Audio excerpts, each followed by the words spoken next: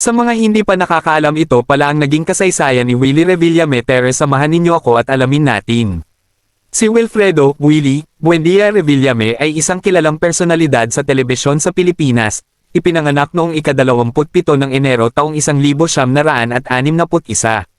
Siya ay isang television host, komedyante, aktor, drummer, singer, at negosyante.